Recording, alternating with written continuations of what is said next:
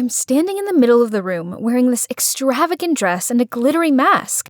All eyes are on me, but I can sense how ingenuine they are. This is supposed to be my sweet 16th, and yet all of these guests were complete strangers. Ugh, it's all that slimeball Gregory's fault. Actually, this OTT party was all down to him.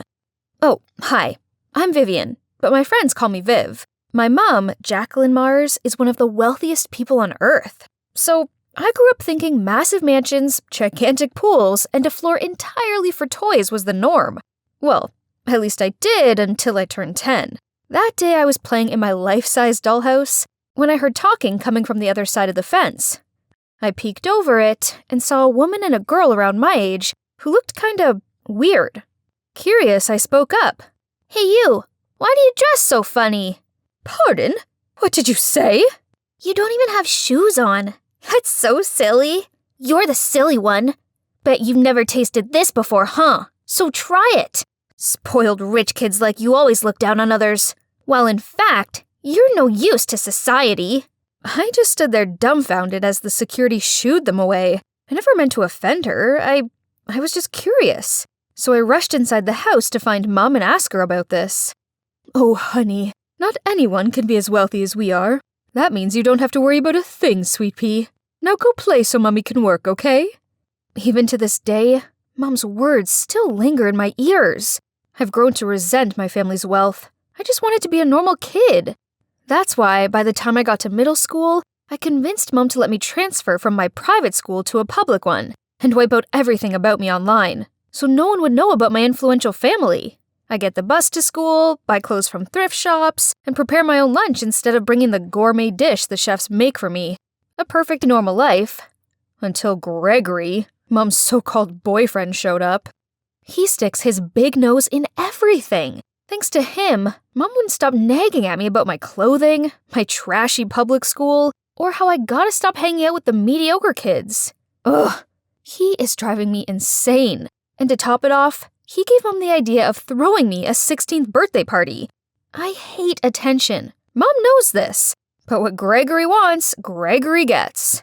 "This could be an opportunity to introduce her to society and gain new associates. It'd be good for her when she takes over business in the future, blah, blah, blah." Poof. Please. The only thing that man cares about is himself and his associates, not mine. In the end, I agreed to a masquerade ball, on one condition. Mom has to stop interfering with who I should or shouldn't hang out with, especially my friends at school. And that brings us to the present. Right when the host announces that it's time for my first dance? Huh? My what now? Ugh, Gregory! I was confusedly looking around to find a partner when suddenly a hand grabbed me. "Birthday girl, come dance with me." Ugh, what a creep. Let go! Can somebody help me with this? Suddenly a boy around my age appeared. Oh my. He has the most beautiful gray eyes I've ever seen. "Excuse me, sir. I believe the lady has agreed to have her first dance with me." Thank you, handsome stranger. As we danced, I couldn't help but stare dreamily into those gorgeous eyes of his. We were about to leave the dance floor when he whispered in my ear, "Wait here. I'll be right back." Who would have thought a superficial party like this would lead me to my perfect guy? Suddenly, I heard a snapping sound behind me, and as I turned around, my mask fell off. Oh no, a paparazzi cut my mask string. I tried to cover my face with my hands, but it was no use. Luckily, Mom rushed over and hid me behind her. "Sorry everyone, but the party's over. We had a great time and hope to see you all again soon." Then she led me back to my room, while the security showed everyone the way out. From that moment on, my ordinary life ended for good. My face was plastered all over the internet as the billionaire Jacqueline Mars' daughter. Now everyone at school is looking at me funny. I don't get it, guys. I'm still the same old Viv. Oh, there my besties are. They would surely have my back, right? But nope. As I approached them, they went ballistic on me, saying how I don't trust them enough to confess about my actual background, so from now on we're no longer friends. This is so unfair.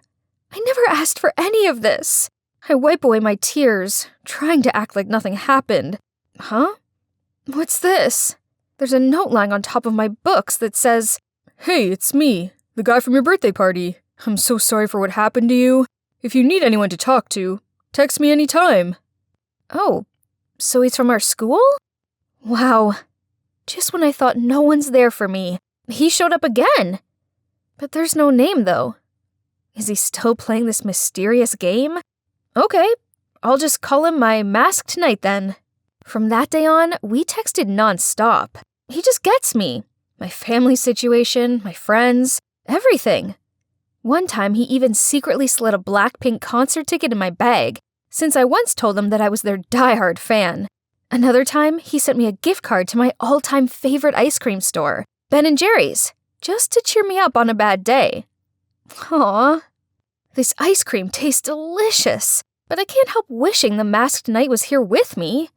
All I know is he has the most beautiful gray eyes and gorgeous black hair. Oh, speak of the devil. Hey, I have a surprise for you this Valentine's Day. Hope you're as excited to see me as I am to see you. Finally, I get to meet the boy I'm crazy about. I can't wait. On Valentine's Day, I was in English staring out of the window and thinking about my masked knight. I wonder what he looks like. Ladies, I brought your Valentine's roses. Here you go, Viv. This is it. It's gotta be from him. Happy Valentine's Day. Have a taste of the rose, then come meet me at the pool. X. I quickly unwrapped the candy, popped it into my mouth, then rushed to meet my dream man. Well, where was he? As I tried calling him, the room started to spin. I saw the outline of a blurred black figure, then... Ugh. My head is killing me. Where am I? And whose hand am I holding? Hold on. Those eyes. He must be. Thank goodness you're awake. Are you the one? Who danced with you at your birthday party? In the flesh. I'm Jeremiah, by the way. I had higher hopes for our first face-to-face meeting, but oh well. Turns out, he always knew I went to the same school as him, but he was a bit intimidated by my family's influence, so he decided to get to know me via text first. He said the cops had found some sort of sleep-inducing substance in my rose candy. Before I could quiz him anymore on this, Mom barged into the room and hugged me. After making sure I was okay, she turned to Jeremiah and said, "You saved my daughter. For that, I can never thank you enough. Please join us for dinner tomorrow night." Jeremiah seemed hesitant at first, but then he nodded in agreement. The dinner did not go as planned. Between Mom's blatant interrogating and Gregory's menacing looks, I could sense Jeremiah's discomfort. Then when Jeremiah asked where the restroom was, Gregory insisted on showing him. When Jeremiah returned, he seemed flustered and made his excuses to leave. Grr. What had that annoying Gregory said to him? I quickly followed Jeremiah and apologized, but he just smiled and offered to pick me up for school tomorrow. The cops haven't found the culprit yet, so from now on, I'll be your guardian. How sweet. After that, I hung out with him every day. Great, right? Only, somehow it didn't feel the same as when we were texting. Back then we had a deep connection.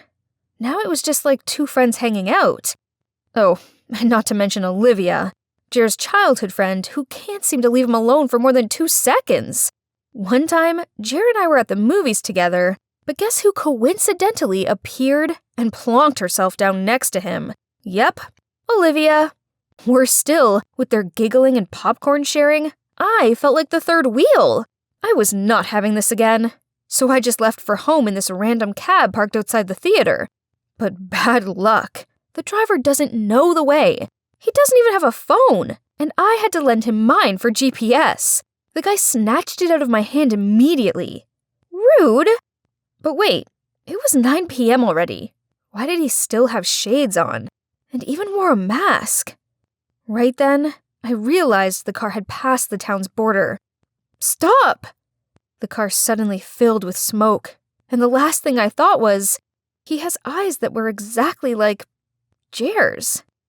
I woke up finding myself in this old, cobwebby room. Where is this place? And that driver guy? I have to get out of here now. Right at that moment, he came into the room with a smile. Don't you recognize me? Will you have another dance with me? 'Cause I'd love that. What is happening right now? What he just said. Did that mean he's the actual masked knight? Maybe that's why I don't feel connected to Jeremiah. Why did Jer lie to me then? So many questions popped up in my head. Then suddenly I heard a car stop outside. That guy immediately went to check. This could be my chance of escaping. By the time I got downstairs, I saw the driver guy talking to Jeremiah. So I hid behind the door and watched on. Cameron, just stop this. Getting revenge on our father is one thing, but this is a step too far. Take Viv back to her family now and end this. I know this looks bad, but trust me, I'd never hurt Viv. I didn't mean for her to fall into the pool. That's why I jumped in to save her. But I need her as bait to show the world what that jerk Gregory is like. He doesn't deserve to be our father. I muzzled myself in shock. Gregory is their father? And that Cameron guy was the one saving me, not Jer? Don't you forget who abandoned us when Mom had a close brush with death, then took all our business and properties, even our home, leaving us helpless? That jerk deserves all he gets. I was trying to process it all when another car arrived, Gregory's. I quickly hid under the stairs before he walked in with a bunch of bodyguards. Cameron, Jeremiah, my sons, haven't you grown up so fast? Cut to the chase. Give us back the business and what's rightfully ours. Then we'll let your stepdaughter go. Huh, indeed. Like father, like sons. Very smart. But still amateurs, my boys. You see, all that girl is to me is an obstacle blocking my way to the inheritance. So please, be my guest and take care of that little Miss Annoying. Aren't you afraid we'll expose everything you just said? And who's gonna believe you now? Jacqueline is mesmerized by me, so she'd believe anything I say. That snake. How dare he speak of my mom like that? Unable to hold in my rage, I jumped out of my hiding spot and screamed at Gregory. What did you say about my mom? You slimy, lying traitor. Nice talking to you all, but the fun has to end here. Goodbye. The guards lunged forward, about to tie me up when the cops smashed the door coming in, and behind them was Mom! Stop right there! How dare you do this to my daughter? Gregory's face turned paler than a ghost as he mumbled out, Jackie, honey, why you're here? But just in time to save our baby, Vivian. Cut the act. I already heard everything you said, and you're going to jail for a long time. Then the cops led him and took his crook guards away. Seeing Mum, I was so happy I rushed to hug her. Turns out, her investigations of the pool incident led her to Cameron, so when she confronted him, he eventually told her everything. That's how they came up with a plan to catch Gregory red-handed. Mum and the cops had been waiting in ambush around here for Gregory to show up. Then, well, you know the rest. A lot has happened in 3 months.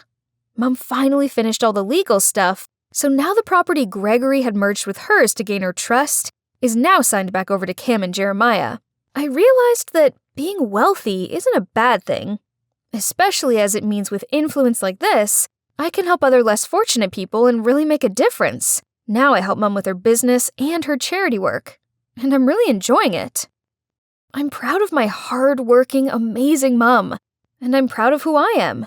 And guess what? I now have real friends who like me for me. As for Jeremiah, well, he apologized about everything. He used to fear his brother was going to hurt me, so he lied to protect me.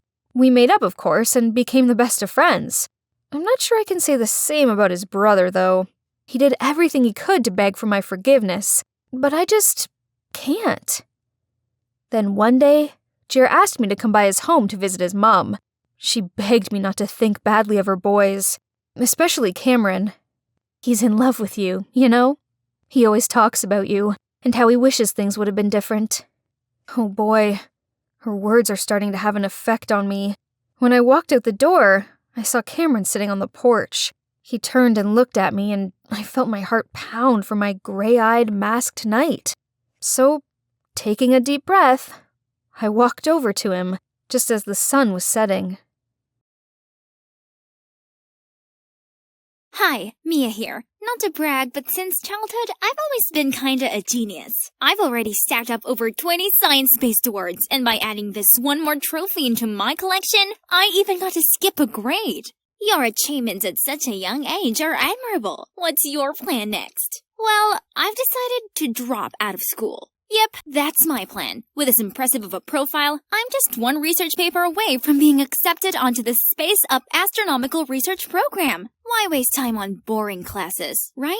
But Mom and Dad didn't like the idea of me not graduating. So after a lot of compromises, I did get to move to Quebec with my grandparents for a year. But I still had to go to school there. And voila! Here I am in Canada, ready to conquer my dream. But why was there this angry crowd in front of my new home? They were screaming, cursing, vandalizing. My grandparents secretly signaled me inside the back way, then glumly told me how the crowd were parents of the children who got food poisoning after attending Riverside School summer camp. The problem was, the food was provided by my grandparents' farm, and now the school is threatening to file a lawsuit and doesn't seem to be open for negotiation.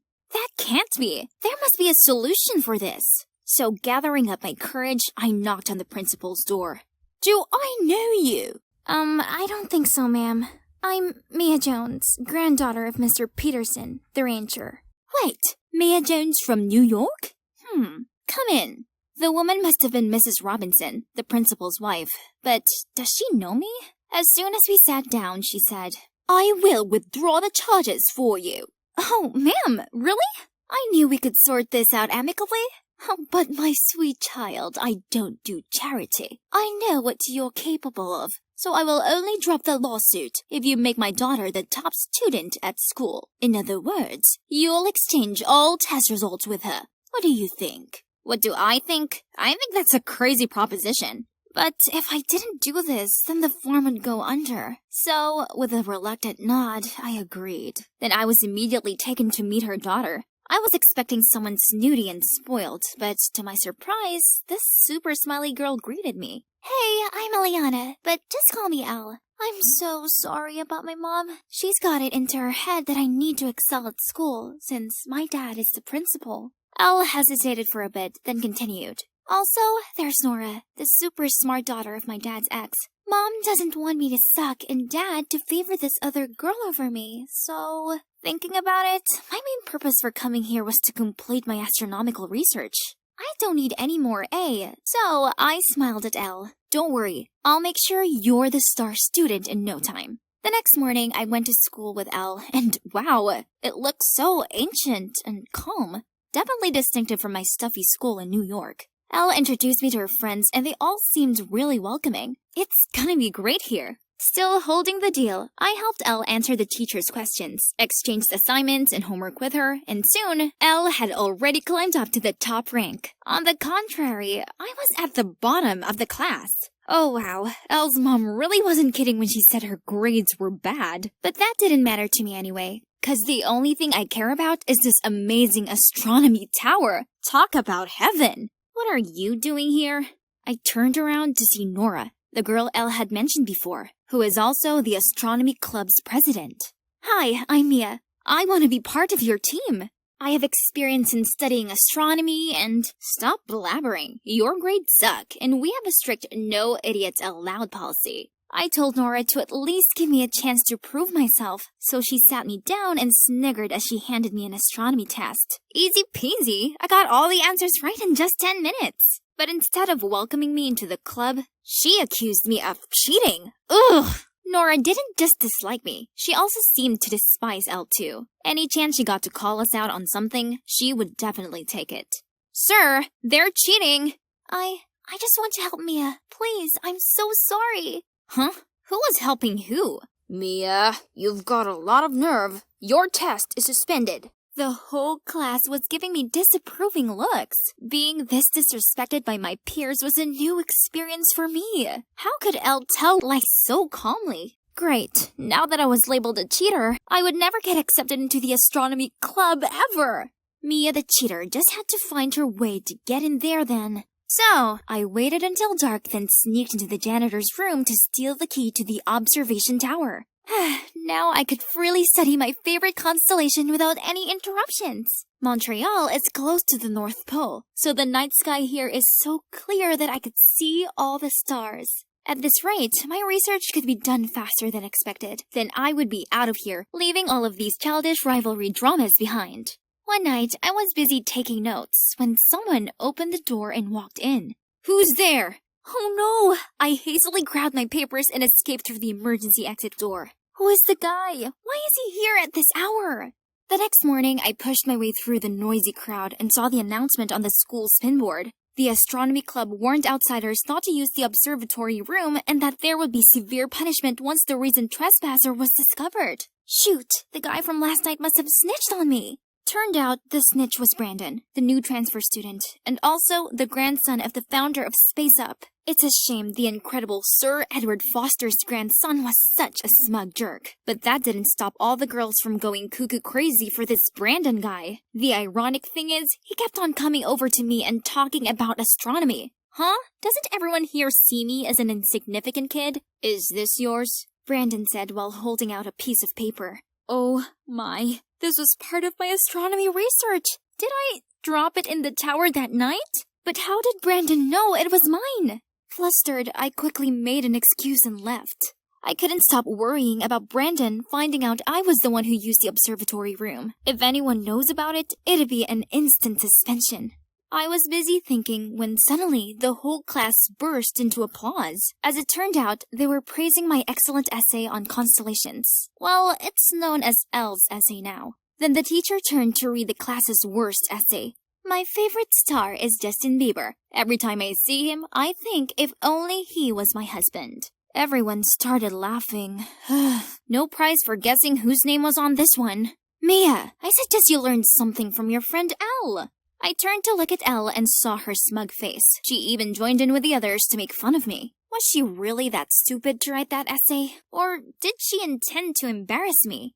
When I got home, Elle was already waiting on the porch to apologize to me. "I helped you as promised. Shouldn't your mom keep her promise too? Get the lawsuit dismissed now, then I'll help you finish your final exam successfully. Else, I'm not doing it." "She's on it, Mia. Don't worry. I know you're leaving after a year anyway, and I also know that you're the one who snuck into the observatory. So, if you want to leave peacefully, at least help me and Brandon to get together." "You and Brandon? But what does it have to do with me?" Elle then told me that Brandon was so impressed by her astronomy essay that he asked her out to discuss it further. But of course, she knew nothing about it, so she had a plan.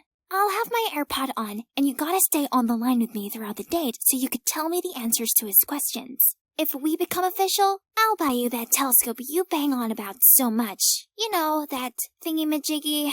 Celestron telescope! Oh man, she really knew my weak spot. Alright then, we have a deal. That weekend, Elle and Brandon went for a walk in Jerry Park while I stayed at home eavesdropping on their conversation through the phone. "I see you have a passion for the Astros. So why didn't you join the astronomy club?" "Just 'cause I'm busy with my studies, and I also have piano practice, you know." "Really? Oh, in the paper, you mentioned the black hole Sagittarius A. You seem to have done a lot of research about it. Could you tell me more?" Although Elle seemed frantic having me put words in her mouth, everything went pretty smoothly. Only one thing. The more Brandon and I talked, the more I realized we had so much in common. Even if it was through Elle, I still felt a connection with him. I thought everything was going well between them, but no. One day, Elle came to me in a fit of anger and said Brandon had turned down her love confession.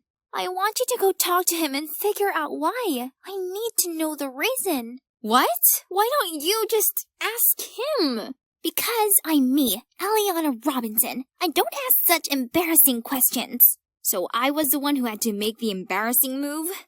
Also, call me. I want to hear it myself.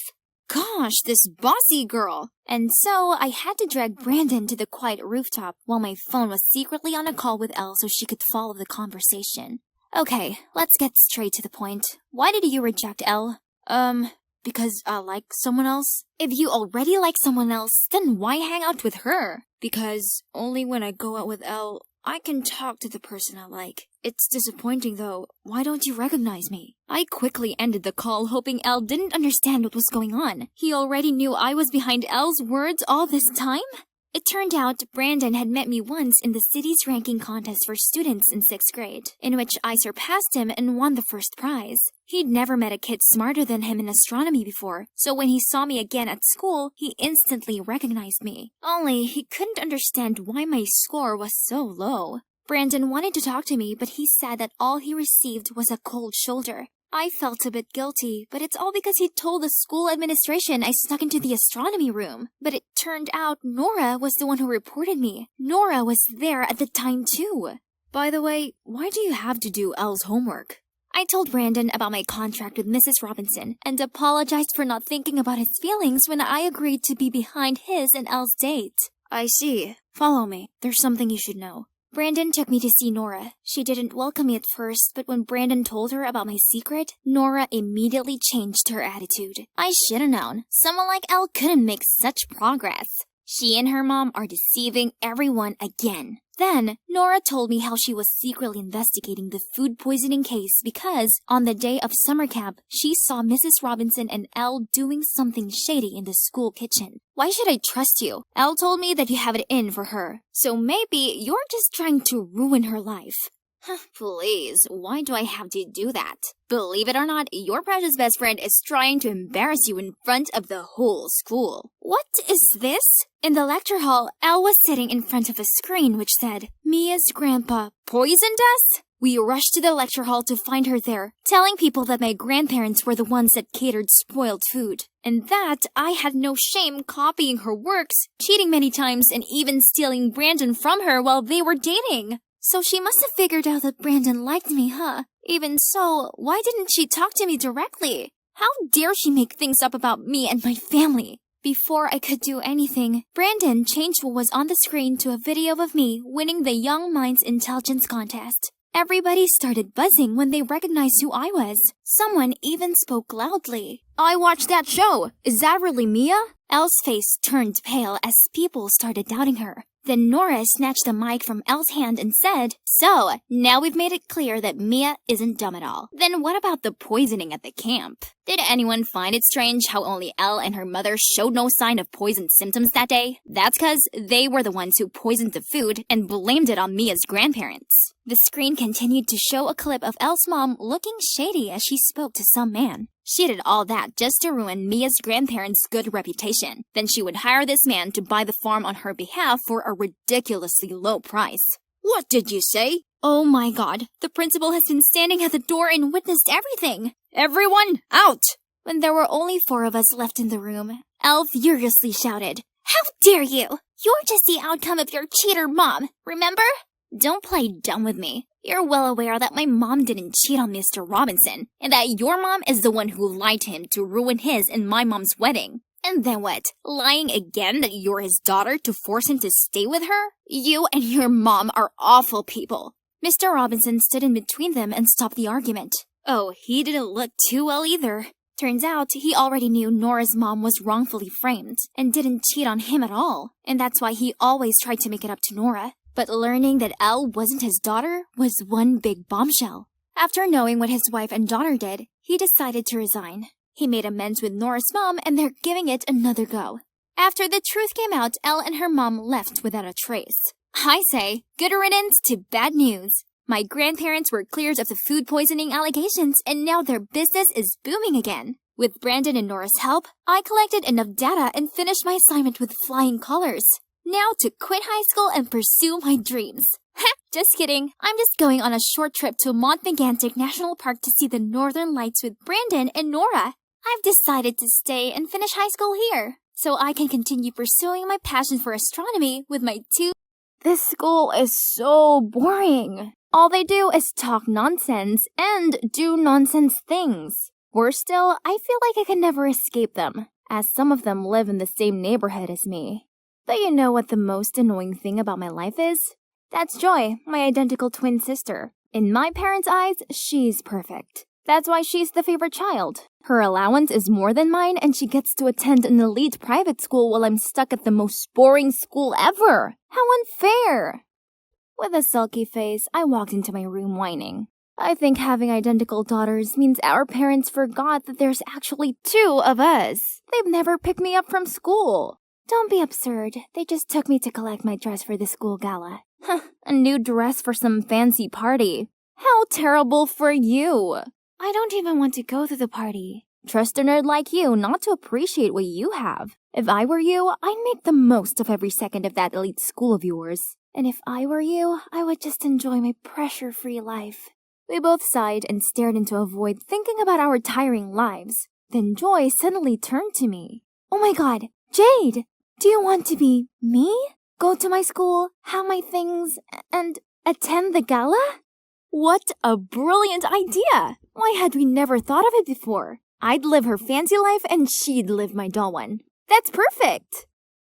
Wow, this school is enormous. I tried to keep my cool as I navigated the endless hallways in search of Joy's locker. Ah, found it. I spotted a group of girls waving me over. They must be Joy's besties, Ruth, Nora, and Nell. Unlike my boring sister, they looked very glam in their branded clothes. What a power group! Wherever we went, all eyes were on us. Students handed us snacks, saved places in the cafeteria line for us, and let us sit in the front row of the basketball match. These girls were so interesting. Bet I fit in with them way more than Joy did. Talking about Joy, she somehow loved my boring old-fashioned school. I'd never heard her chat that much in my life. About how nice my friends were, how easy all the lessons were, and how cool the school bus was. Joy's friends were so much fun, and they did cool things. For instance, they always had shopping dates and bought each other expensive gifts without question. One time, Nora, the richest girl in the group, didn't hesitate in going into Kate Spade and buying the new release handbag for Ruth. I thought this was pretty awesome of Nora. But then something happened that made me question the group dynamics. Ruth told me that she liked the red velvet cupcakes at the bakery near my house, and she asked me to buy her some. I was happy to do it, but the next day, when I brought the cupcakes and told her the price, she burst out laughing. Joy, my dear, I don't care how much they cost. That's your concern. Then she turned to Nora, showed her a picture of a cute but expensive skirt, and told her to order it for her. Hang on. Had she always been thinking it was acceptable to order us around like this? I don't understand why an innocent bookworm like my sister would hang around with this cunning clique. They don't study at all. During the test, while I was still randomly circling the answer, Ruth kept on kicking my chair and urging me to let her copy my work. And as soon as the teacher turned her back on us, she even snatched my answer sheet. Huh? What's with that attitude? I took a look around and saw both Nora and Nell were also copying another girl's paper against her will. Rude! After the test, Ruth came up to me, hissing.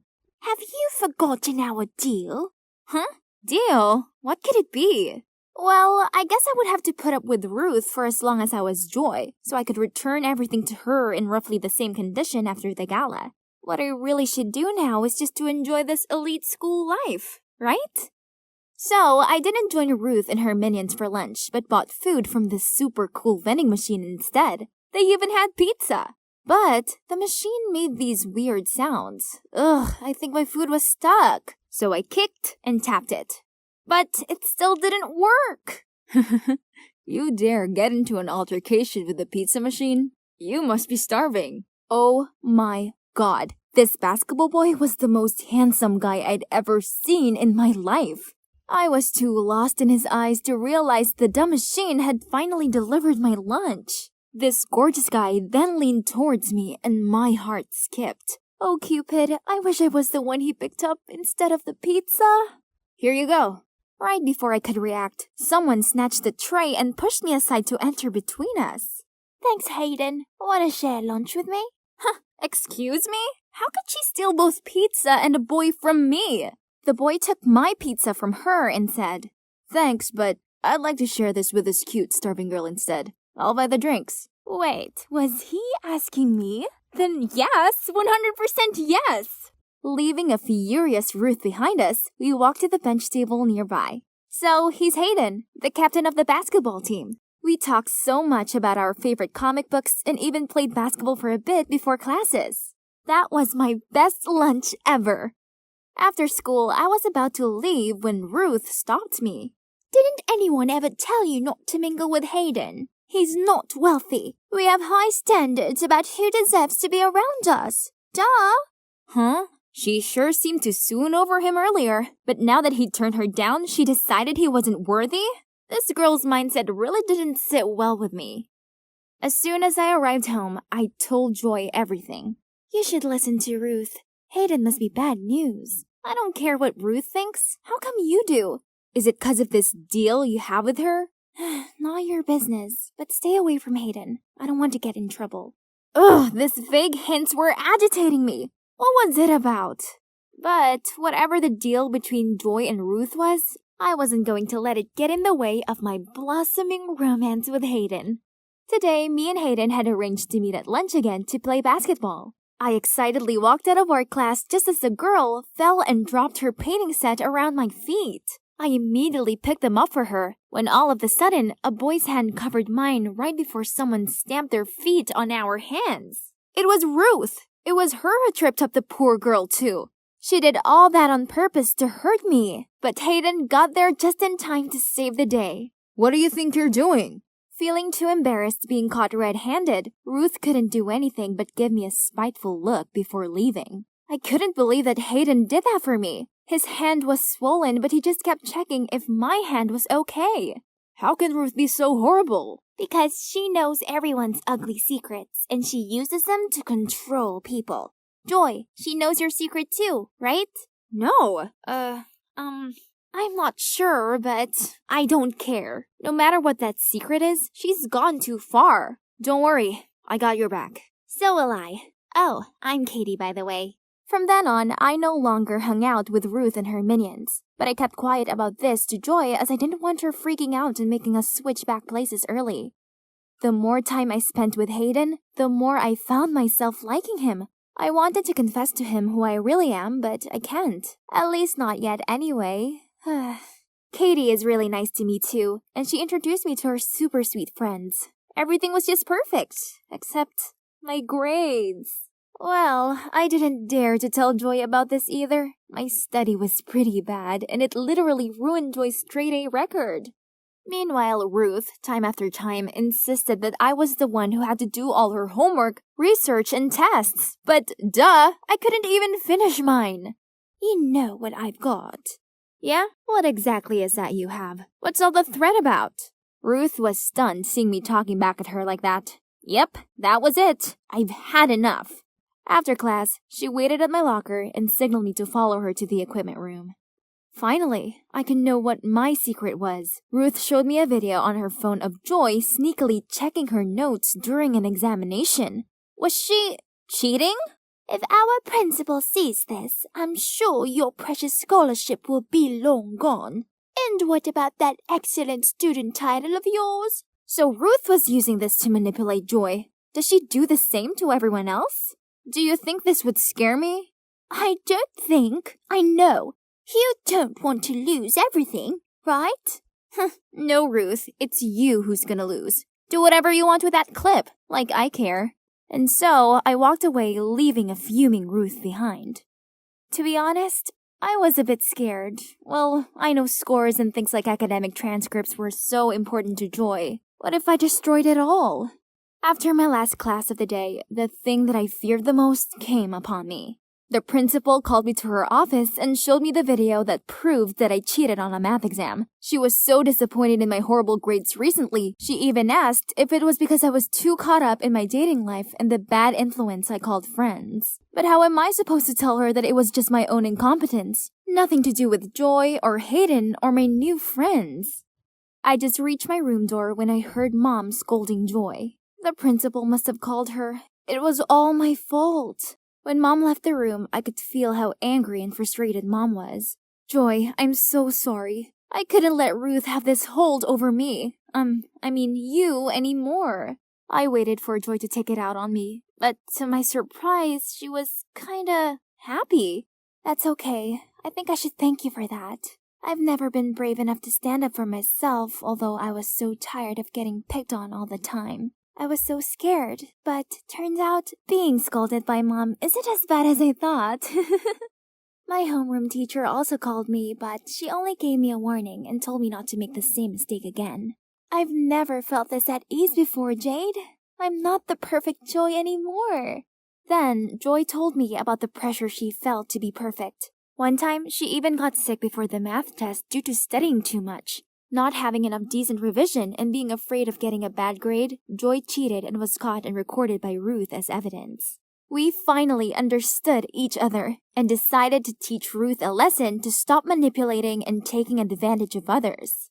We spied on Ruth and secretly recorded her. And guess what? Turned out she was not as wealthy as she always pretended to be. All the brand names she had were from the poor victims that she called friends. I also filmed Ruth forcing the top students to do homework and essays for the rich kids while she just sat idly to collect money. I was so ready to post these videos online, but Joy stopped me. She told me if we did this, we were just as bad as Ruth. Instead, she had a better idea. She sent the videos to Ruth and demanded her to delete all of the students' secrets. In exchange, we would delete all of hers. Ruth, of course, had no choice but to obey. Wow, how mature my sister is. My last day in Joy's life has arrived. I'm just gonna make the most of it before I hand the reins back to my sister. Honestly, I kinda miss my normal school and my friends. But what about Hayden? Will he still want to know me when he finds out I lied to him? I was looking around for Hayden when I saw some mean girls mocking Ruth for wearing a dress cheaper than theirs. So I walked straight up to them and whispered into their ears that I knew all their dirty secrets and they couldn't do anything else but storm off. Ruth gave me a coy look, mumbled a thank you, and then left. At that moment, a warm hand gently clasped mine. Hayden! Wow, you're so cool. I'm not that cool, Hayden. Actually, I have something I have to tell you. I then told him everything. From how I swapped identities with my twin sister to how I ruined her school life because of my childishness. You didn't ruin anything. Actually, you made things much better. So, since the pizza vending machine day till now, it has always been you, not Joy, right? Yeah, it's been me all along. That's all I needed to know. Then he pulled me in for the best kiss ever. It's been a long time since I was able to enjoy myself at a party. It sure felt good. Now just one thing left to make this night even more perfect. I'm going to make my crush mine. There he is, Jad. OMG. Did he just glance at me? I could feel my heart flutter. As I immersed myself in a world with only Jad and me, the face of Harry the Metal Mouth suddenly popped up from nowhere. It's time for bed, mommy's little princess. What on earth was he saying? And why was everyone running toward the window like that? I jostled into the crowd and I peeked down. Oh, for heaven's sake! The beyond cringy woman standing there holding the speakerphone was none other than my mom! Janice, it's 10 p.m. You know it's your turn to stay with me tonight. I won't be able to sleep without you. God, is there any way for me to just evaporate right here, right now? This is too embarrassing. But wait, how did she know I was here? I immediately looked over at Christine. It must be her again. Everyone knew she had a huge crush on Jad too, and would do anything to get him. She's definitely the snitch. It's so frustrating. Anyway, let me fill you in on the situation. This crazy woman is my mom, who gave birth to not only me, but also my older sister Patty and my big brother Will.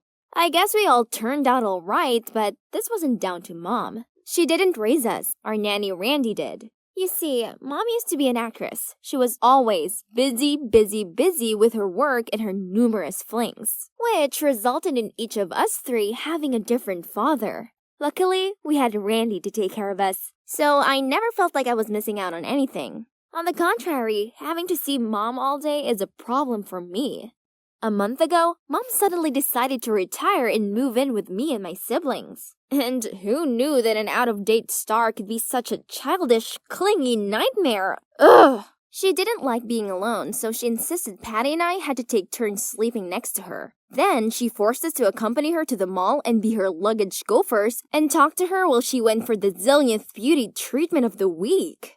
One day, after an exhausting day out with Mom, we entered the house to Will rushing over and shouting, "Mom, why did you tamper with my laptop?" It turned out that Will had applied to the Juilliard Institute, one of the most famous art institutes in New York. But Mom went on his laptop and deleted the school's acceptance email, meaning poor Will had missed out on the response deadline. Oh, sweetheart, I didn't mean to. I was trying to send an email to report those scammers on TV, but I must have accidentally deleted your email. That's probably a good thing anyway, son. It would be better to apply for an economics major at the State University, so our family won't have to be apart. Do you know how hard it was to get in there? Ugh, I can't do this right now. I'm done.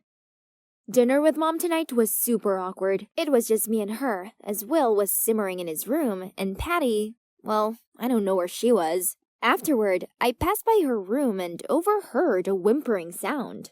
I peeked through the gap in the door and saw Will also trying to calm Patty. James is now insisting on breaking up with me. If Mom hadn't come to my company and bragged that her daughter was the manager's girlfriend, the story wouldn't have reached my boss and neither of us would be in this mess. I know, right? Mom never cared about us before, but now she thinks she can just waltz back into our lives and do whatever she wants? I've had enough of this. We're both over 18 now. Let's just move out. Oh, no. No! Look at their determined eyes. I couldn't let this happen. What about me? Please don't go. I'm not 18 yet. Don't leave me alone with Mom. I beg you. Both of them gasped when they saw me. Then after a moment of silence, Will spoke up. Okay, we won't go. But at least we need to get things back to normal. I mean, back to just the three of us and Nanny Randy living in this house. And so, Will suggested we pull a bunch of pranks that would annoy Mom so much she'd end up leaving. But they were all busy with their studies and work, so they left it to me to carry out the pranks. Okay then, I'm ready. You can see how my mom was addicted to cola from the pile of empty cans over there. She often did midnight dashes to the convenience store when she ran out. So, my first plan was to make all the cola she's just bought disappear time after time. Frustrated much? However, she was strangely calm and acted like it's no big deal at all, and even bought a drinking helmet to make sure her Coke was always with her. Attempt failed. Move on to the second plan. Hide the Nintendo Switch. Why, you ask? Every night, Mom made us play on that thing with her, and honestly speaking, she was the worst player ever, but she wouldn't accept it, and kept making us play those boring games with her until she won. Now, no Switch, no troubles, right? Wrong! As having nothing to do, she came up with much more dumb things to ask us to do with her. From teaching her to cook, gardening, and even doing yoga with her. Having Mom around is like caring for a toddler. She needs constant care and attention. It's tiring. I can't bear it anymore. You clearly didn't carry out the tricks properly. You're making the situation even worse, don't you see? Looks like we'll have to get the job done ourselves. Oh yeah? Fine. You guys do better then. And so they carried on by using Mom's ultimate fear of spiders. She's terrified of them. Even the teeny tiny ones were enough to cause her to climb onto a chair in fright until one of us removed it. So, Patty asked me to buy fake spiders online. Then she hid them all over our house. But this time, without panicking, she even picked it up and tossed it in our direction, which freaked us out instead. So, Will decided it was his turn to take some action. He planned that one evening I would distract Randy, and in the meantime, Will would throw a feast at home, then swiftly drag all his friends out, leaving a huge mess for Mom. Despite never lifting a finger on cleaning, Mom is actually a clean person, so it would definitely drive her crazy. But nope, once again, it didn't go as planned when Will and Patty came home to find Randy there, helping Mom clean up the whole mess. Of course, I was the one who got the blame. Again.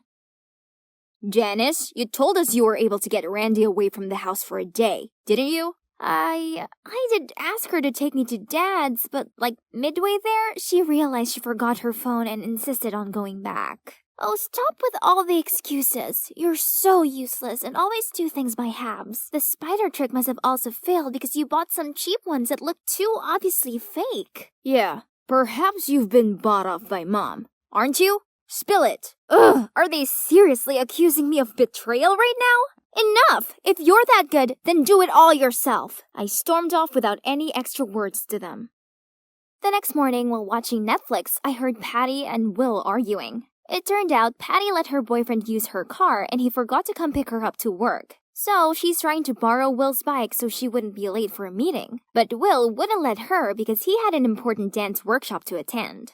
Don't your dumb class just always repeat the same wriggle moves? Take the bus instead. You won't die if you're a little late. It's not my fault your gold-digging boyfriend forgot to pick you up in your own freaking car. You should have broken up with a jerk like him ages ago. They continued quarreling for a while until I saw Will launch his way down from upstairs shouting, "Fine, just take it. Has anyone ever been able to stop you from anything, bossy Patty?" And he headed straight outside to his bike, then came back after a bit, probably to get some air to calm down. Ugh, would these two give it a rest? How are we meant to figure out a way to win against Mom when they couldn't even go a day without bickering?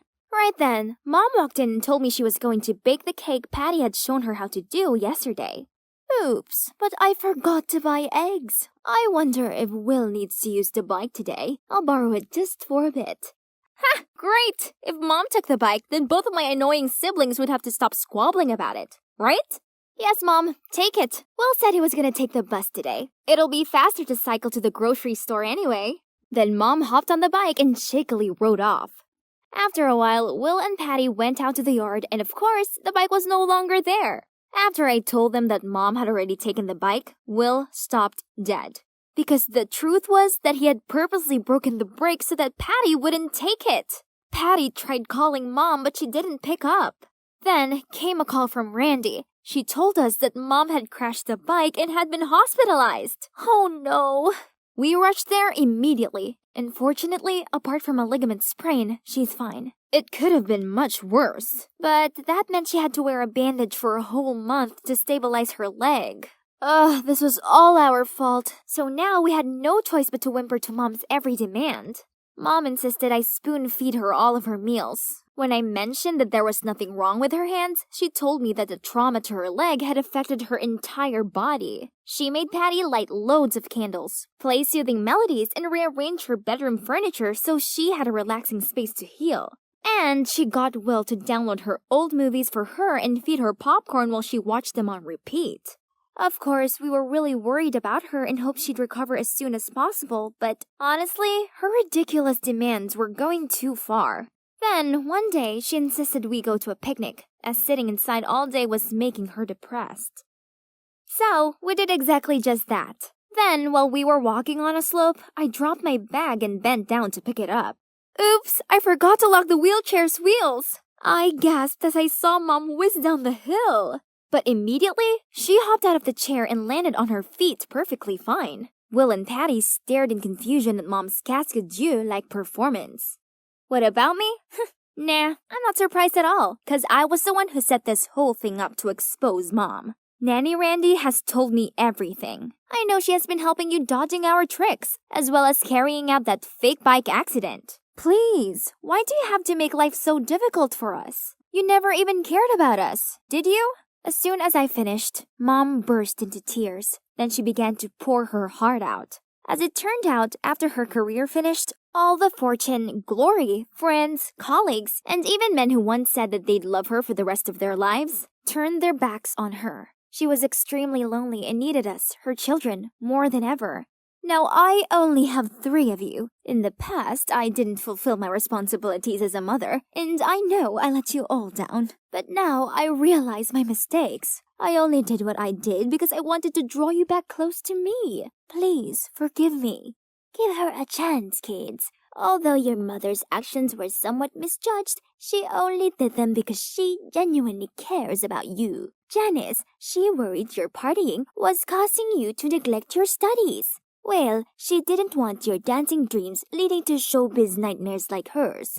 And Patty, trust your mom, she was right this time. Turns out, Mom once caught James, the manager, aka Patty's boyfriend, secretly dating the receptionist. So she intentionally made a fuss at Patty's office to deter the third wheel. However, what came after didn't go as she expected and led to such a mess. But now, mission complete. We came here to catch Patty's cheating boyfriend red-handed. Or should I say, her ex-boyfriend. And of course, we made sure he paid for a worthy price for his actions. Justice has been served. Now, to relax. Patty and Mom are getting along much better now. They even look more like an endearing couple of sisters than mother and daughter. Will's taking Mom to one of his contemporary dance shows so she can see how important it is to him. And me? I may be the youngest in the family, but while Will's away, it's my job to make sure Mom has someone to lean on, and I'm glad to take on this role. Maybe having my mom around isn't actually bad after all. Just one step into the hallway and I could already hear all kinds of whispers going all around. What happened? Did you forget, Sandra? It's Monday. Oh, not again. Who's the unlucky victim this week? Dorothy! It's Dorothy! Look what embarrassing deed she's done. So, it was a photo of the resident mean girl, Dorothy, on a date with some old rich guy. Ben and I had zero interest in those kinds of things, but these kids, on the other hand... Hey, there she is! This was the third Monday in a row that our school had turned into this gossiping chaos zone. Why, you ask? 3 weeks ago, out of nowhere, a bunch of random QR codes appeared stuck to some of the lockers. Curious, we scanned them and got access to this mysterious blog by someone called Quiet Night. They said they wanted to expose the true face of this prestigious school. So, every Monday at 2 a.m., they would reveal someone's dirty secret. And the first secret belonged to the beloved basketball team captain, Lewis. Turns out he flunked the last match on purpose so the rival school that his secret girlfriend attended would win. At first, everyone doubted it, but then someone found the girlfriend's Twitter where she posted a celebration photo. So, there you go. Everything became clear as day. Lewis immediately lost his captain title and the entire school cancelled him. While everyone was still buzzing with that, already came the next Monday secret. It was Mr. Worthing, our popular math teacher. His classes were known for their top performances. But as it turned out, he had always accidentally leaked the questions to his students before every exam. The rumor reached the principal, and he immediately had people look into it. Unfortunately, it was true, so Mr. Worthing was fired. And as you've heard, little Miss Dorothy was the third unfortunate victim. To be honest, she definitely hadn't been the nicest girl. She's a nightmare to all the new kids especially. So when her shameful secret was revealed, everyone seemed to be somewhat satisfied and talked about it non-stop. My BFF, Mary, was no exception, as Dorothy was a rival for her queen bee status. At lunchtime, we arrived at the cafeteria, but weirdly, nobody lined up to get lunch. They were all looking around at something. Turns out Dorothy was here too. She's sitting alone at a table. Not wanting to miss an opportunity to taunt her longtime rival, Mary rushed straight over there. What's wrong? Your bald lover didn't take you out to lunch today? As soon as those words came out of Mary's mouth, everyone burst out laughing. Benjamin and I had to drag Mary out of there right away to avoid any calamities. What are you guys doing? I'm not done yet. This isn't cool. Let's just stay out of it. What? She deserves it. You know the clearest what a horrible person she is, Sandra. Or have you forgotten how she picked on you? Well, it's true. I was also one of Dorothy's victims when I just got here. Ben and Mary were the ones who stuck up for me. That's also how our precious friendship all started. Ever since then, we've been the iconic trio of the smartest kids at school. Pretty sweet, huh? However, the recent dramas have undeniably affected our studies. It's like students are coming here just to gossip, and they keep chatting in class, making concentrating extra hard. Monday mornings became the biggest event in school. Everyone looked forward to it, guessing who's the next chosen one, as the embarrassing secrets continued seeping out. How Justin looks cool chewing his gum all the time, but he actually does this to mask his bad breath problem. Hardworking Julia bought her essays off the internet. The parking lot car spray painter turned out to be none other than goody two-shoes Brandon. It became apparent that any one of us could be next. So people started to panic, praying that their name wouldn't be mentioned.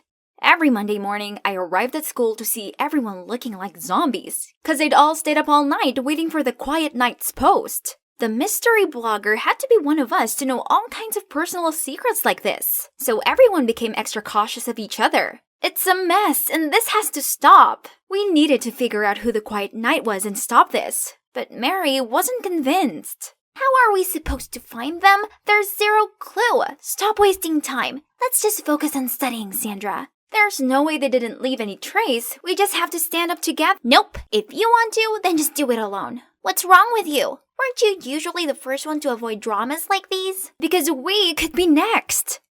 So what? I'm not scared. I have nothing to hide. Then she left in a sulky manner.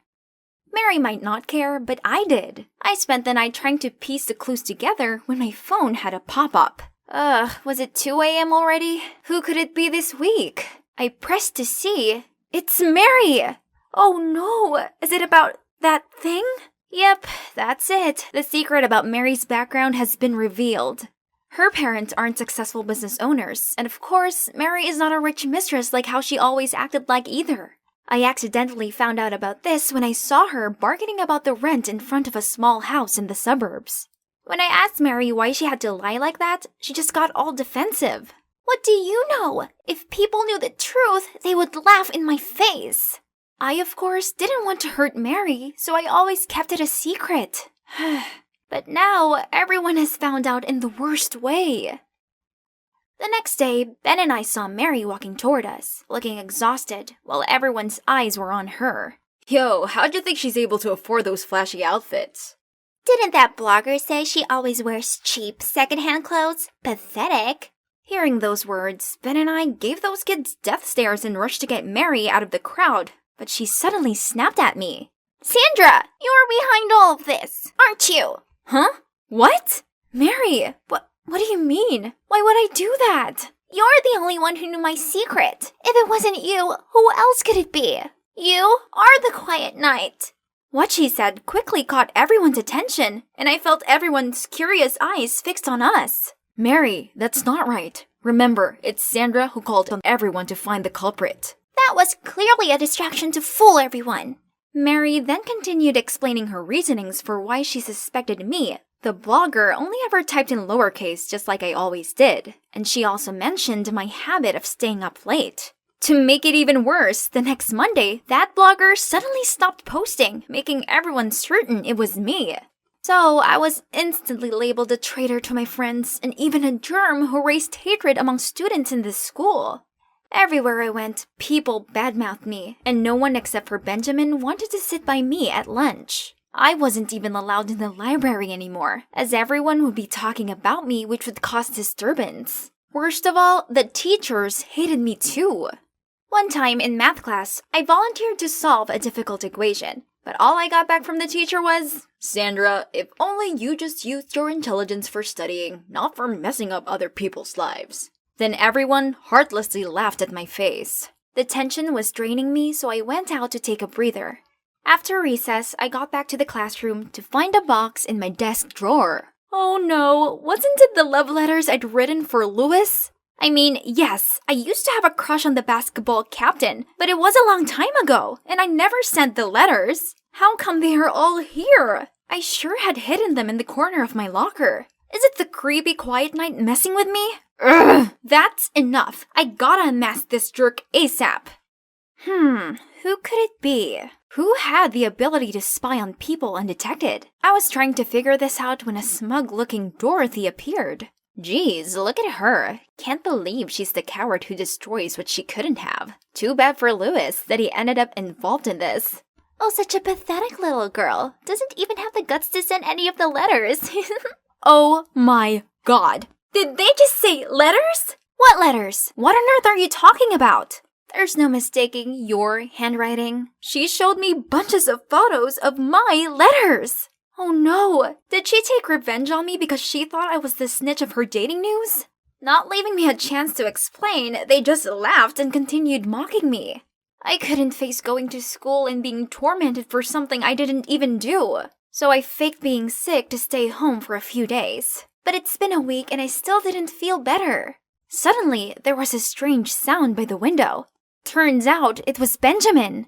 Sandra, please stop hiding away. You can't let them beat you. You're better than this. What else can I do? Everyone's convinced it was me. Follow me. I know someone who can help.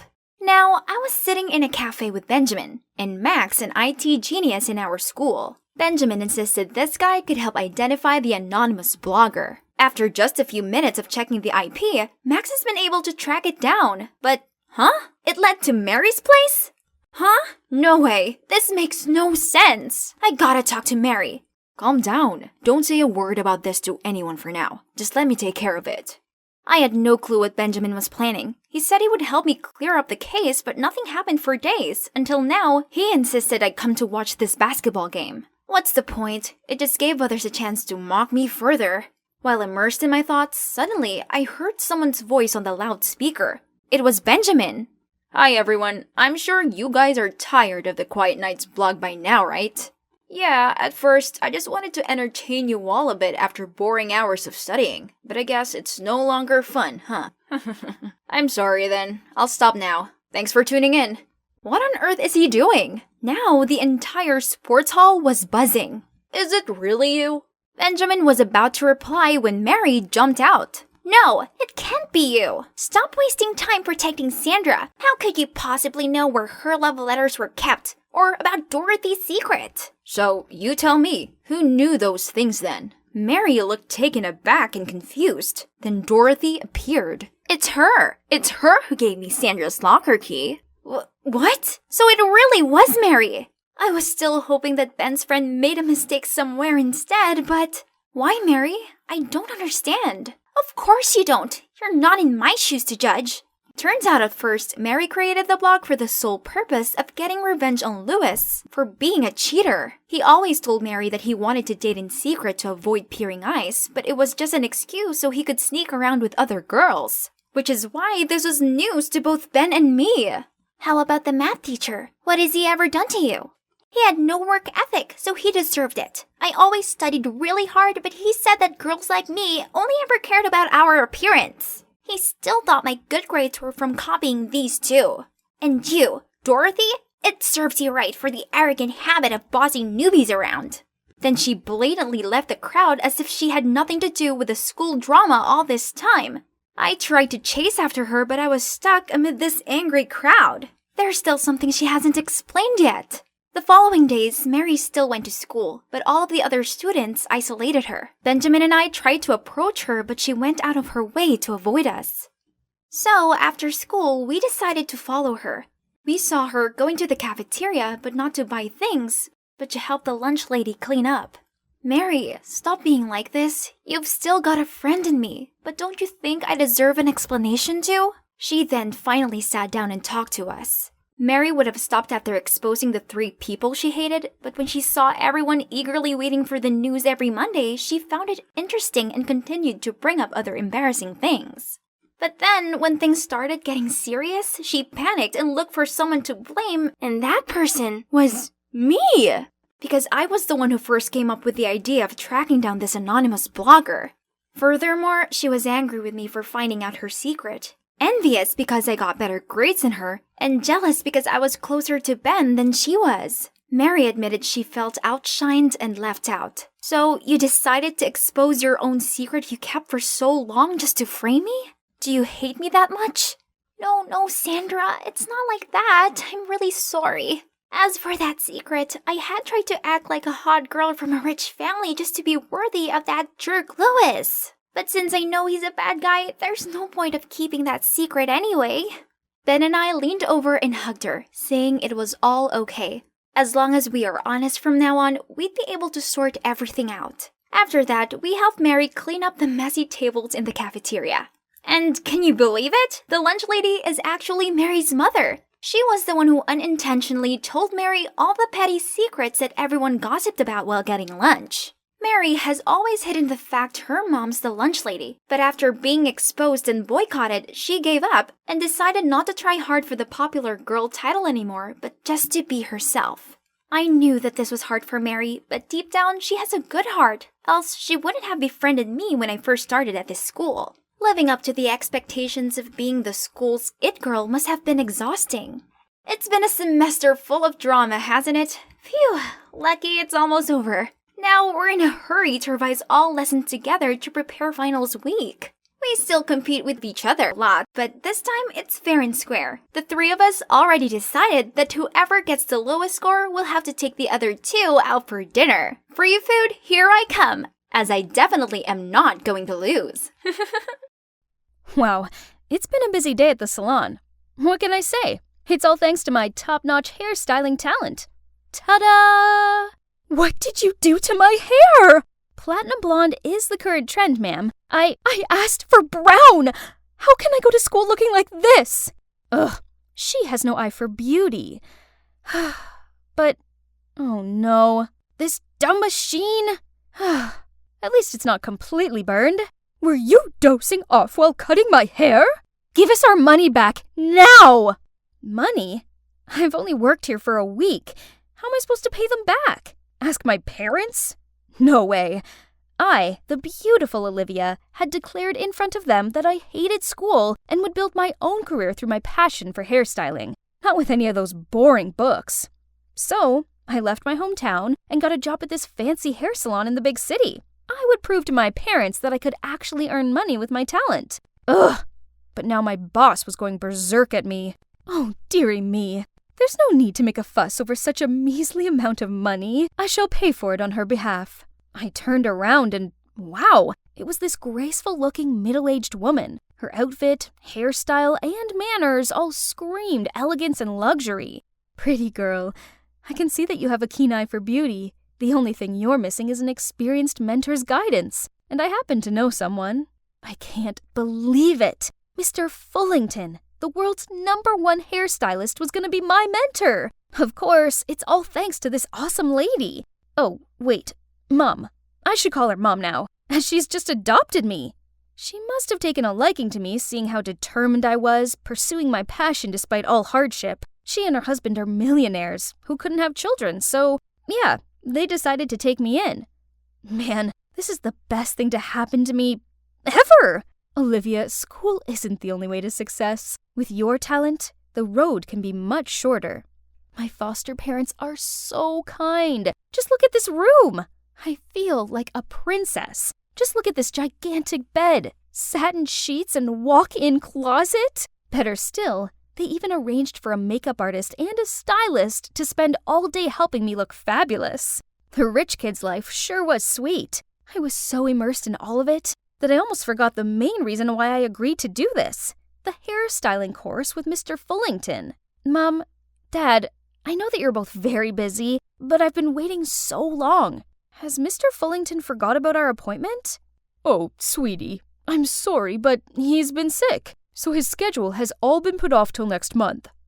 Don't worry, darling. In the meantime, why don't you try attending some fancy parties on our behalf? It's a good chance to expand your social circle and learn how to make money from all the best. Oh, that sounds pretty good. If I could make lots of money, then my parents would have to take me seriously and stop their stupid go-back-to-school demands. As soon as I arrived at the party, all these new friends gathered around and complimented on how beautiful I looked. The rich guys went crazy for me, too. I instantly became the center of attention. This one guy called Bruce introduced himself as the son of the CEO to the top media corporation in the U.S. Olivia, that exquisite face of yours was made for the big screen. You should play the leading role in our new movie. Oh, acting? I'd never thought about it before. Walking down the red carpet and posing in front of hundreds of cameras did sound appealing. It's worth a try, right? I was still stunned at Bruce's offer when I felt something cool on my finger. Oh my gosh, a sparkly red diamond ring? William, heir to the GeoGems Limited. Pleasure to meet you, Olivia. Please consider this my greeting gift. And this continued all evening until I couldn't hold any more stuff. Flowers from Justin, a jewelry set from Andrew, a perfume collection from Anthony, and this watch from, I couldn't remember anymore. I was trying to slip away when a handsome guy blocked me. You're stunning, Olivia. Can I see you tomorrow? A date? I didn't even know him. No. What a pity. I'm meeting my old friends at West High tomorrow. Sorry, it's not that I'm picky or anything, but dating can't be that easy, right? Phew, finally home. What an eventful evening. Just then, I got a call from Minnie, my best friend. Minnie told me that some mean girls at school were spreading rumors that I stole money from my parents, then packed up and ran away. Okay then, let them tittle-tattle. Tomorrow, I'll show those meanies who's the real deal. Yay! It's so nice to see Minnie again. We immediately chatted nonstop about all kinds of things. Then suddenly, the hyenas appeared with the same sarcastic tone as usual. Wow, counterfeit goods are so well made these days. You know, your supposedly Birkin bag is extremely rare. There's only 5 of those on Earth, right? Busted! How much do supercar hourly rentals and bodyguards cost nowadays, little Miss Show-Off? Minnie was going to defend me, but I stopped her. No need to waste time arguing with these people. I then grasped Minnie's hand to leave, but look, Olivia! I looked up. There was an airplane flying at very close range, and it was writing something. O-L-I-V. The white smoke actually spelled out my name! I've only seen this in movies. I gasped in shock as the plane landed, and stepping out of the cockpit was the guy at the party last night, Nathan. Turns out he was the youngest pilot in America and wanted to impress me with this grand gesture after being rejected yesterday. Flying in the sky is my passion. And, Olivia, I want to be your personal pilot, taking you wherever you want. Oh my goodness. I don't know what was better. Having a rich, handsome guy going out of his way to impress me, or seeing the astonished looks on my fake friends' faces. Such thrilling days like this should have made me happy, right? But sitting among this mountain of expensive gifts, I couldn't shake this uneasy feeling. Being the center of smitten eyes and receiving countless compliments and gifts was cool and all, but Minnie's words awakened me. Olivia, do you think they really are generous enough to give you all this without asking for anything in return? No, I shouldn't accept these pricey items.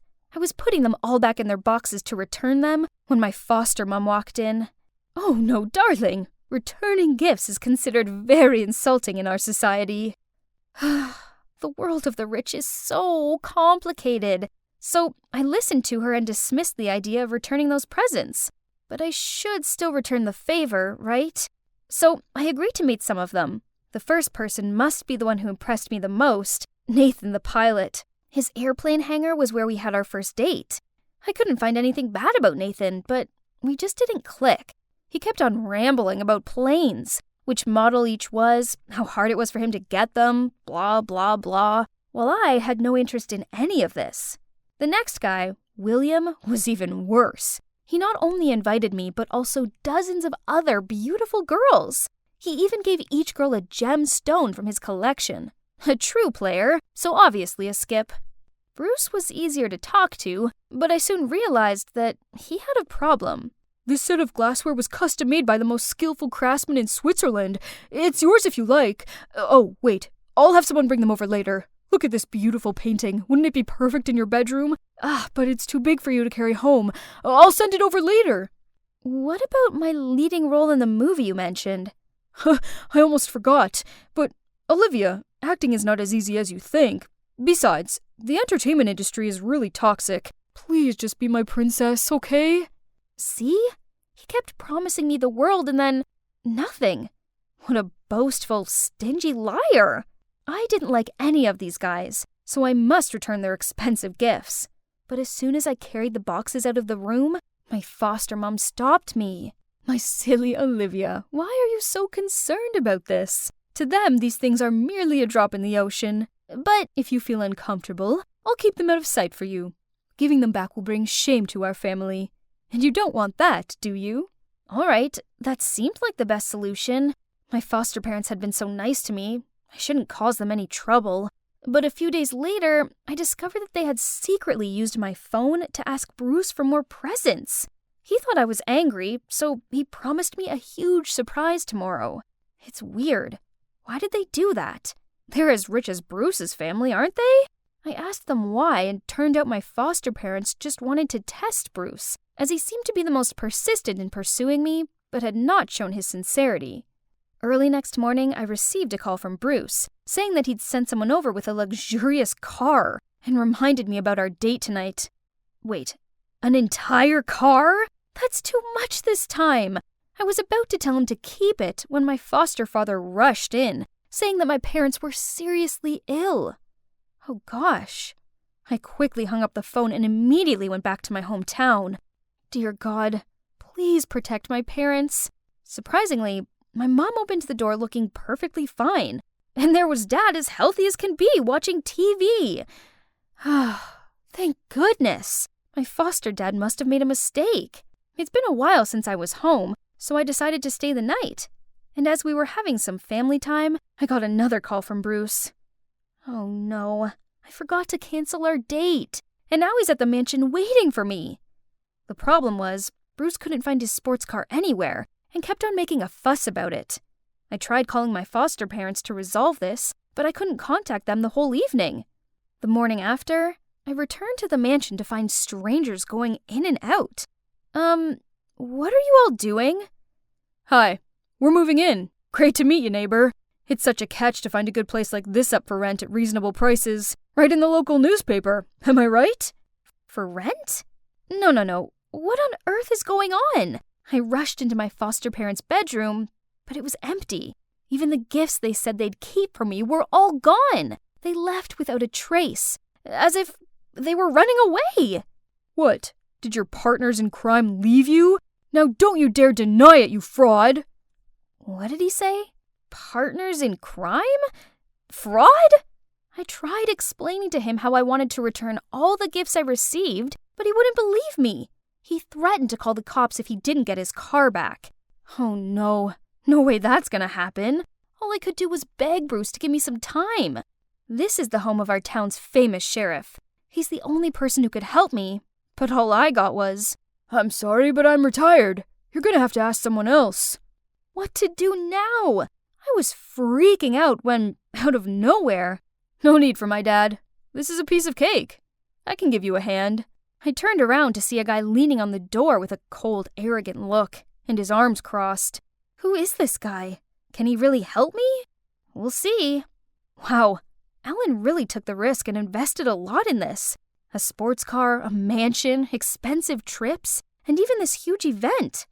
I have to admit, he looks quite handsome being all dressed up. Oh, I forgot to tell you. Alan, yep, the sheriff's son, is playing the rich heir of a big corporation chasing after a beautiful young lady, which is me. However, I didn't expect things would turn out so real. Alan's pursuit of me even made it on the local news. You guys must be curious how someone who's not a millionaire did this. Well, Alan convinced Bruce to fund our plan. He was hesitant at first, but he soon realized that this was the only way to catch the frauds and get his stuff back. So, reluctantly, he agreed. Alan is indeed a genius, and his well-thought-out strategy quickly got the fish hooked. We were making headlines everywhere, and I finally received a text from my so-called foster mom. At first, she was just asking how I was doing, and talked about how busy they were with overseas projects. Until today. Olivia, how's it going with that mysterious millionaire boyfriend of yours? He seems willing to give you anything. So you will consider him, won't you, darling? As expected, these money-hungry crooks wouldn't let it slide once they heard millionaire. So I replied to her that my rich man was treating me well and wanted to throw an extravagant feast this weekend to officially announce our relationship. And I hoped my parents could put off their business trip and come join us. Tonight was the night. Gosh, I was so nervous, as my mom didn't reply to that message of mine. Will they show up, or did they sense something was off? While I was super nervous, Alan came to me and held my hand real tight. Don't worry, Olivia. Everything will work out as planned. My. What is this feeling? It's undeniable that I always feel so safe being with Alan. The party finally began. Alan proposed to me with this rare, precious, surrounded by gem on a ring, which is one of the only 3 existing in the whole world. Everyone started buzzing. Alan's acting was so perfect, from his eye contact to the words he said, that I couldn't help but feel butterflies in my stomach.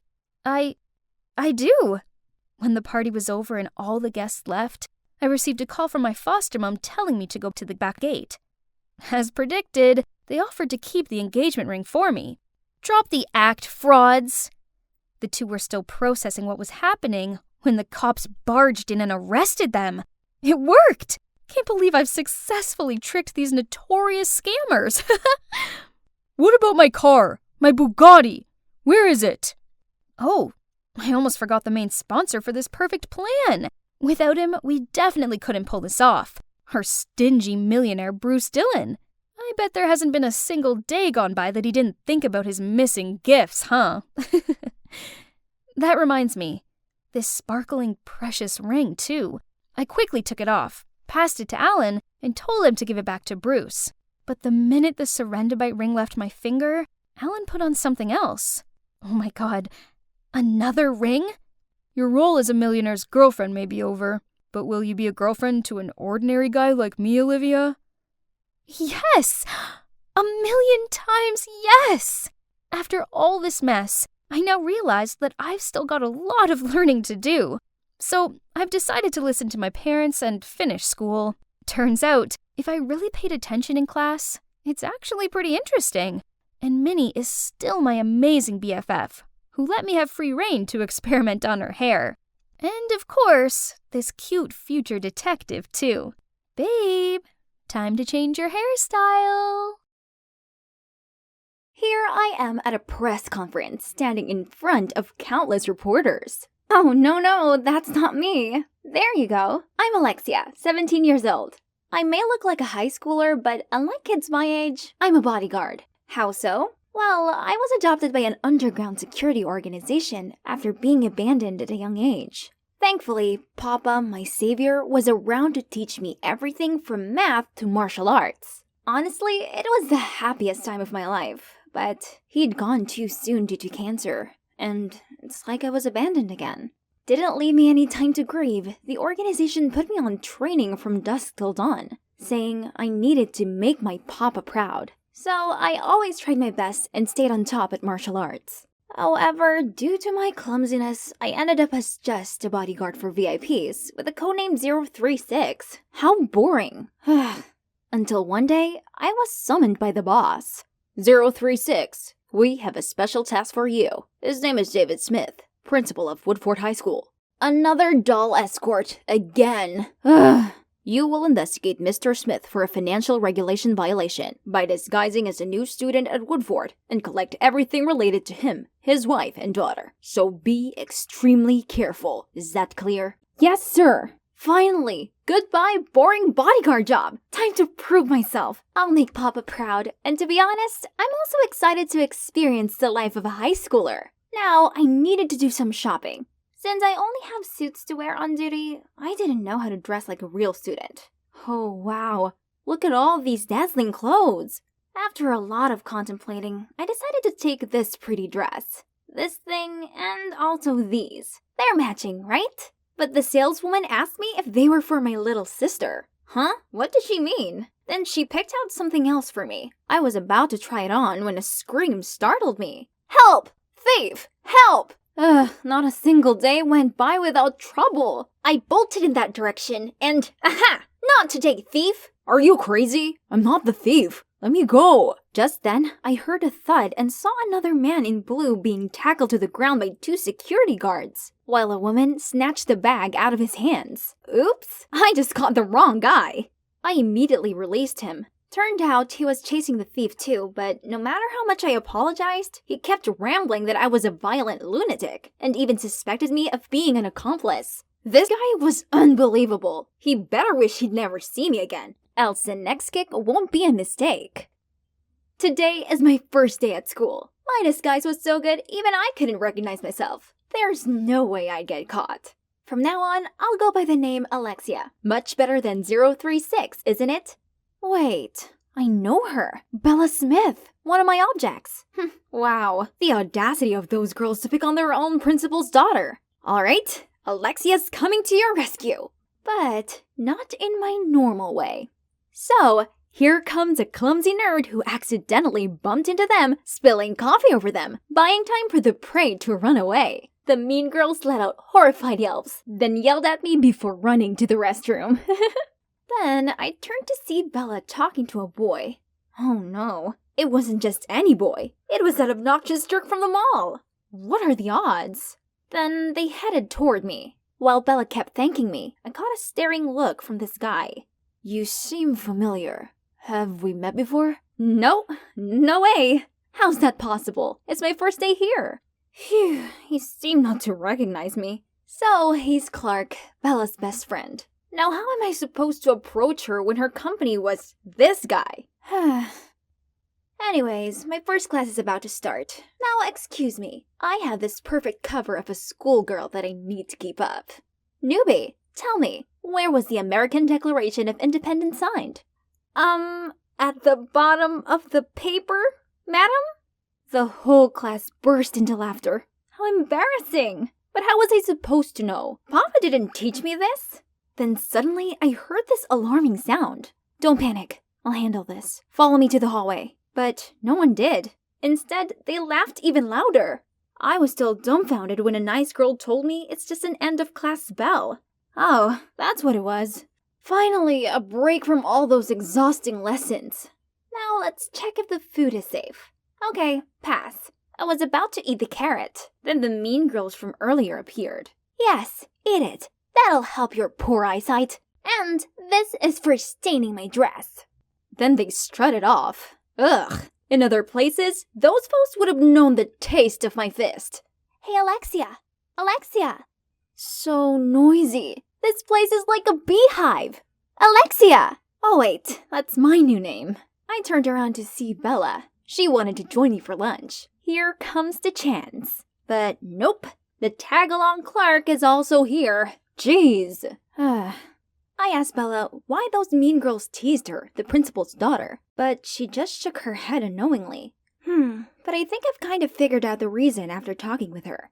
I noticed that she was a bit slower than her peers, as when I cracked a joke, it took her a while to understand and laugh along. So, prying out information from her should be easy. If only. You've just moved here. How do you know she's the principal's daughter? I heard from others. This party pooper. Jeez. The first week didn't go too well, as I was still getting used to being called Alexia and not inspecting my own locker. Also, this load of homework? In general, I enjoy learning stuff at school, but the mission hasn't progressed one bit. I had to pick up the pace, so using the voice changer, I tricked Mr. Smith to leave his office, then sneaked in there. But suddenly, Bella came in. Panicking, I blurted out I was cleaning the desk for the principal. She seemed convinced and even joined me. Another time, I saw the principal talking to someone in the hallway, and was about to take pictures with my spy camera pen when Clark appeared and bombarded me with stupid questions. Jesus Christ, if things carried on like this, when on earth would I finish my mission? One day, I spotted Bella in trouble with the mean girls again.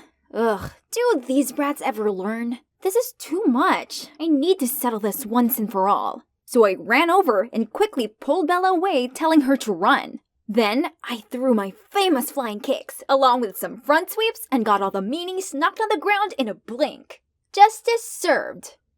I dusted my hands together in triumph, but has Clark just witnessed everything?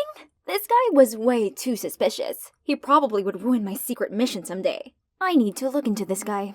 And it didn't take long for me to find out he wasn't from a wealthy family like most of the other students. He got into this prestigious school on a scholarship for being brainy. Now here I was in Clark's family's bakery. Oh, this girl has his eyes and hair color. We talked and immediately clicked. She was Enola, Clark's sister. She has Down syndrome, but she's a real talent. Look, aren't her designs stunning? I was flipping through Enola's sketchbook when Clark suddenly showed up and dragged me outside. Why did you follow me here? I know you're up to something. Who is the suspicious one here? It's you who always coincidentally appears wherever I am. I only followed you here because you've been stalking me and looking shady.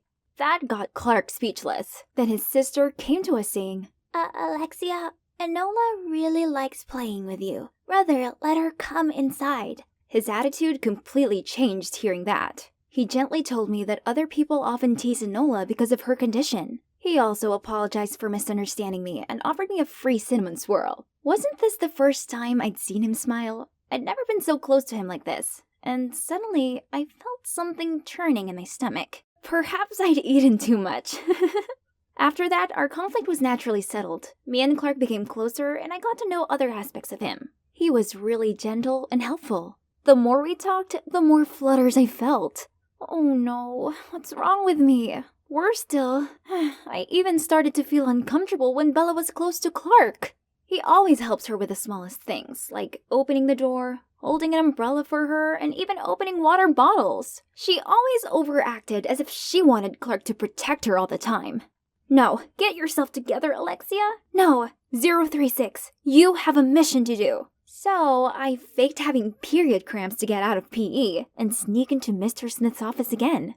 I rummaged through the trash can, but there's nothing useful. Then I noticed a locked drawer. And guess what? There was a notepad and an envelope full of money.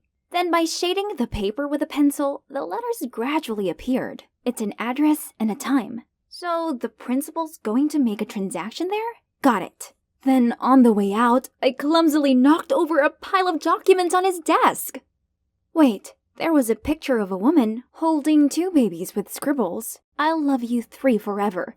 But Bella told me she was an only child. Then who's this? And here's that place. The middle of nowhere. Exactly where something fishy would happen. 4:29. It's almost time. Someone's coming. Wait, it's the woman in that picture. She's older, but it's definitely her. And then Principal Smith appeared. They seemed really close. They'd been talking and he handed her an envelope. That envelope. So she was his. What now? Haven't given up on stalking others.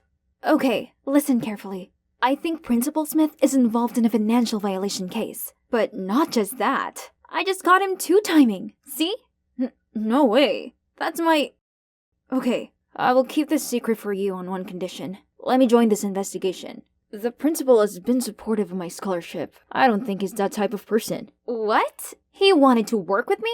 That sounded risky, but as long as I kept my mouth shut about the organization, I could spend some Bella-free time with him. Good, right? A few days later, Clark told me to meet him at a cafe to discuss the investigation. But it's been ages and he still hasn't shown up. Then out of nowhere, a beautiful cake was presented in front of my eyes. Oh my, it's Clark, singing happy birthday and even gave me a present. Birthday?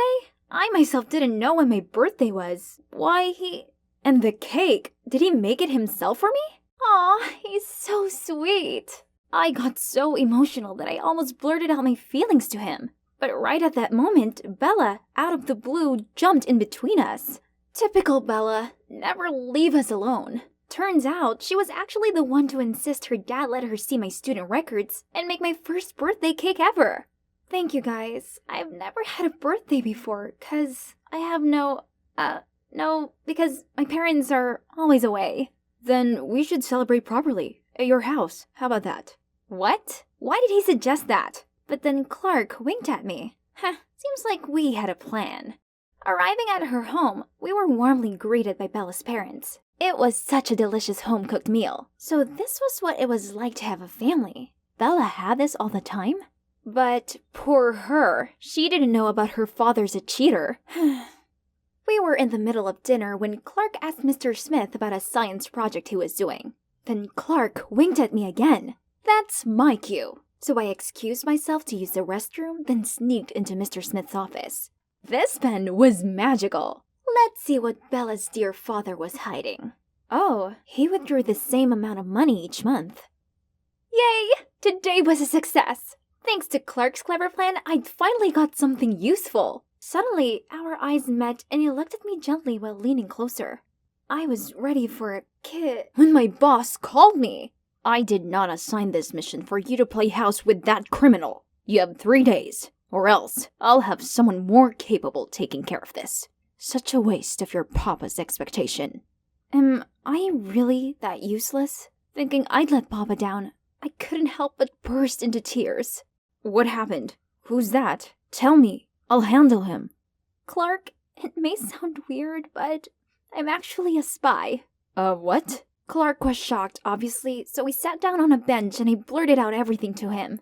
Clark didn't say a word and just gently held me in his arms, which made me feel so relieved. You may wonder why Bella and I were in this deserted place. The thing is, a few days after that call, my boss ordered me to bring Bella here to kidnap her, and use the documents I gathered to blackmail the principal into resigning. I guess that could help me get rid of the third wheel Bella and have Clark all to myself, right? Oh, isn't that our school's vice president?